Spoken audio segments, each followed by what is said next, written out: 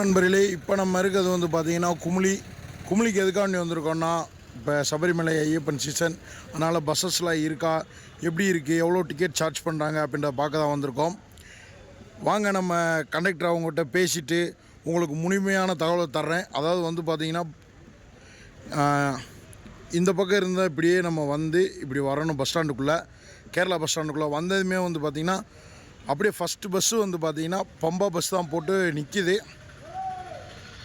இந்த பம்பா பஸ்ஸில் வந்து பார்த்திங்கன்னா செயின் சர்வீஸாக போட்டிருக்காங்க. கண்டினியூவாக வந்து பஸ்ஸு இருந்துக்கிட்டே இருக்கும் இந்த இடத்துல. இப்போ வந்து எரிமேலிக்கு இந்த பஸ்ஸில் நம்ம குமுளியிலேருந்து ஏறினோன்னா எரிமேலிக்கு 143 ரூபா சார்ஜ் பண்ணுறாங்க. அதுக்கு அடுத்து வந்து பார்த்திங்கன்னா இங்கேருந்து பம்பை தான் போகுது. எரிமேலி ஏறி நம்ம எரிமேலியில் இறங்கிக்கலாம். அதேமாதிரி இங்கேருந்து பம்பைக்கு இந்த பஸ்ஸில் வந்து 232 ரூபா சார்ஜ் பண்ணுறாங்க. நீங்கள் நினைக்கலாம் கிட்டத்தட்ட 50 சீட் இருக்கும், வண்டி 50 பேர் வந்தோடனே வண்டி எடுப்பாங்க, அதனால் நிறைய நேரம் ஆகும் அப்படின்ற மாதிரி நீங்கள் நினைக்கலாம். ஆனால் அப்படி இல்லை. கவர்மெண்ட் இன்ஸ்ட்ரக்ஷன் என்ன சொல்லியிருக்காங்கன்னா, ஒரு குறிப்பிட்ட டைம் வரைக்கும் நிப்பாட்டுங்க. ஒரு 20 பேர் வந்தாலும் நீங்கள் வண்டியில் 20 பேர் ஆகிட்டாங்கன்னா அப்படியே நீங்கள் வண்டியை மூவ் பண்ணிடுங்க. பாவம் நிறைய பக்தர்களை வந்து நிறைய நேரம் நம்ம இங்கே வெயிட் பண்ண வைக்க வேணாம் பஸ்ஸுக்காக அப்படின்னு நஷ்டமாக இருந்தாலும் பரவாயில்ல அப்படின்ற மாதிரி கேரளா கவர்மெண்ட் வந்து இயக்க சொல்லி ஆர்டர் கொடுத்துருக்காங்களாம்.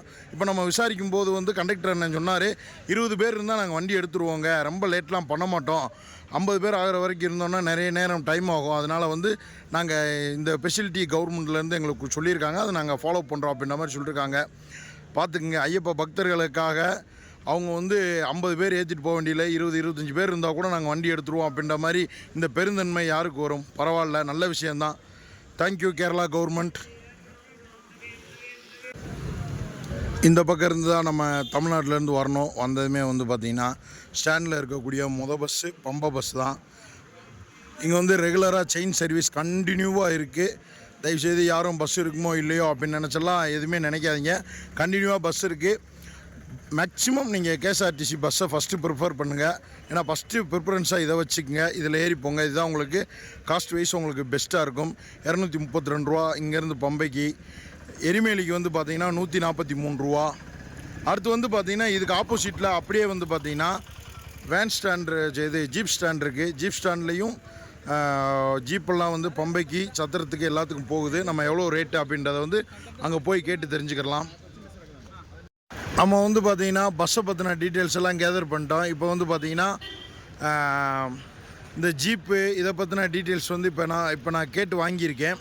இதில் வந்து பார்த்திங்கன்னா ஒரு ஜீப்பில் சபரிமலைக்கு வந்து 10 பேர் ஏற்றிட்டு போகிறாங்க. அப்படி 10 பேர் ஏற்றிட்டு போகும்போது வந்து பார்த்திங்கன்னா ஒரு ஆளுக்கு வந்து 300 ரூபா. அதாவது ஒரு வண்டியோட வாடகை வந்து பார்த்திங்கன்னா 3000 ரூபா வந்து சார்ஜ் பண்ணுறாங்க இங்கேருந்து பம்பைக்கு. இதில் வந்து பார்த்திங்கன்னா நீங்கள் ஒரு 10 பேர் வந்துட்டீங்க, பஸ்ஸில் வந்து 232 ரூபா. அதை விட இது ஒரு 60 ரூபா 70 ரூபா கூடுதல். இப்போ டக்குன்னு வந்துட்டீங்க ஒரு 10 பேர், சரி நம்ம டக்குன்னு இந்த வண்டியில் ஏறி போயிடலாம், பஸ்ஸுக்கு நிறைய நேரம் வெயிட் பண்ண வேணாம் அப்படின்னு நினைக்கிறவங்களுக்கு வந்து இந்த ஜீப்பு வந்து ஒரு ஆப்பர்ச்சுனிட்டி. அங்கே வந்து 232 ரூபா, இதில் வந்து 300 ரூபா ஒரு ஆளுக்கு ஒரு 68 ரூபா அந்த மாதிரி தான் கூடுதல். நீங்கள் டைம் எங்களுக்கு இல்லை, நாங்கள் டக்குன்னு போகணும், சாமி பார்க்கணும், டக்குன்னு திரும்பி வரணும் அப்படின்னு நினைக்கிறவங்களுக்கு இந்த ஜீப்பு வந்து பெஸ்ட்டு. அதே மாதிரி சத்திரம் இருக்குல்ல, சத்திரத்துக்கு வந்து இங்கேருந்து 1500 ரூபா சார்ஜ் பண்ணுறாங்க. ஒரு ஆளுக்கு வந்து பார்த்திங்கன்னா 150 ரூபா மணிக்கு ஒரு 10 பேர் ஏறினா வந்து 1500 ரூபா சார்ஜ் பண்ணுறாங்க. அதேமாரி வந்து பார்த்திங்கன்னா இங்கே இருக்கக்கூடிய டிரைவர்ஸோட நம்பர் உங்களுக்கு வந்து நான் வீடியோவில் கொடுக்குறேன், நீங்கள் பார்த்துக்குங்க. அதேமாதிரி நீங்கள் வந்து இங்கே இருந்துட்டு இவங்ககிட்ட நம்பர் வாங்கிட்டு நீங்கள் அங்கே போயிட்டு இவங்களுக்கு கால் பண்ணிங்கனாலும் அவங்க வந்து அங்கேயும் இவங்களோட இந்த ஸ்டாண்டோட வண்டி அங்கேயும் இருக்கும், அங்கேயும் நீங்கள் வந்து கான்டாக்ட் பண்ணி இது பண்ணிக்கிடலாம். உங்களுக்கு வந்து ஜீப்பு வந்து சத்திரத்துலேயும் இருக்கும். நீங்கள் கோயிலுக்கு போயிட்டீங்க, அங்கே பம்பையில் இறங்கிட்டீங்க, பம்பையிலேருந்து பஸ் இல்லை, உங்களுக்கு ஜீப்பில் வரணும்னு பிளான் பண்ணிங்கன்னா இந்த டிரைவர்ஸ் நம்பருக்கு கூப்பிட்டா போதும்.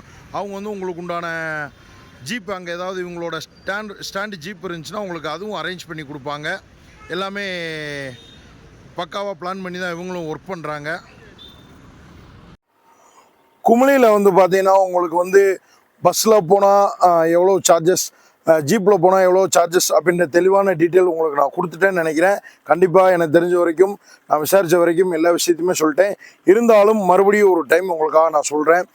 குமுளியிலேருந்து கேரளா கேஎஸ்ஆர்டிசி பஸ் மூலமாக வந்து செயின் சர்வீஸ், அதாவது கண்டினியூவாக ஒரு பஸ்ஸு எடுக்க அடுத்து அப்படியே அந்த பிளேஸில் இன்னொரு பஸ் அப்படியே ரீப்ளேஸ் பண்ணுறாங்க.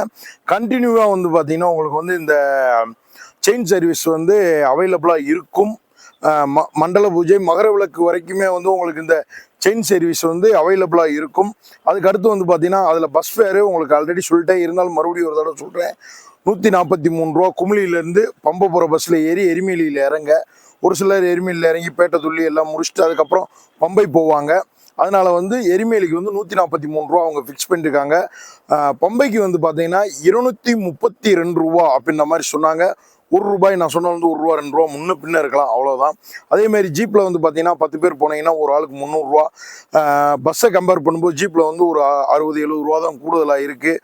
உங்களுடைய விருப்பம் எதுவோ அதுக்கேற்றாப்புல எதில் போனால் உங்களுக்கு கன்வீனியண்ட்டாக இருக்கும், கரெக்டாக இருக்கும் அப்படின்றத வந்து சூஸ் பண்ணுறது உங்களுடைய டிசிஷன். அதில் வந்து நம்ம தலையிட போகிறதில்ல. ஏன்னா வந்து உங்களுக்கு தேவையான தகவல்கள் நான் கொடுத்துட்றேன். நீங்கள் எப்படி உங்களுடைய பயணத்தை தேர்ந்தெடுத்து போகணும் அப்படின்னு நினைக்கிறீங்களோ அதுக்கேற்றாப்புல நீங்கள் போய்க்கோங்க.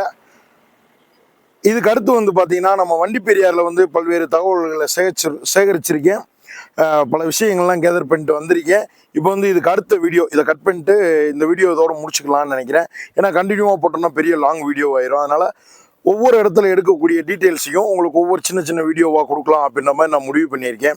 இப்போ வந்து ஃபஸ்ட்டு நம்ம கும்ளியில் இருக்கக்கூடிய விஷயங்களை வந்து உங்களுக்கு தெளிவாக நான் கொடுத்துட்டேன். இனி அதுக்கு அடுத்து வந்து பார்த்தீங்கன்னா நம்ம வண்டி பெரியாரில் என்னென்ன தகவல்கள் இருக்குது அப்படின்ற விஷயத்தை வந்து உங்களுக்கு நான் வந்து இதுக்கு அடுத்த வீடியோவில் கொடுக்குறேன். அதுக்கடுத்து வந்து பார்த்தீங்கன்னா சத்திரத்தில் என்னென்ன விஷயங்கள் இருக்குது, என்னென்ன ஏற்பாடு பண்ணியிருக்காங்க அப்படின்ற விஷயங்களையும் உங்களுக்கு நான் வந்து கொடுக்குறேன். நன்றி, வணக்கம். பார்ட் 2 வந்து நாளைக்கே நான் அப்லோட் பண்ணிடுவேன். டக்குன்னு பார்ட் 2 பார்ட் 3 அடுத்தடுத்த நாட்கள் அப்லோட் பண்ணிடுவேன். கண்டிப்பாக நீங்கள் வந்து வீடியோவை பாருங்கள். பார்த்துட்டு உங்களுக்கு ஏதாவது டவுட்ஸ் இருந்தால் கீழே கமெண்ட்டில் போடுங்க. கண்டிப்பாக அதற்கு உண்டான விளக்கங்களை நான் கொடுக்குறேன். நன்றி, வணக்கம்.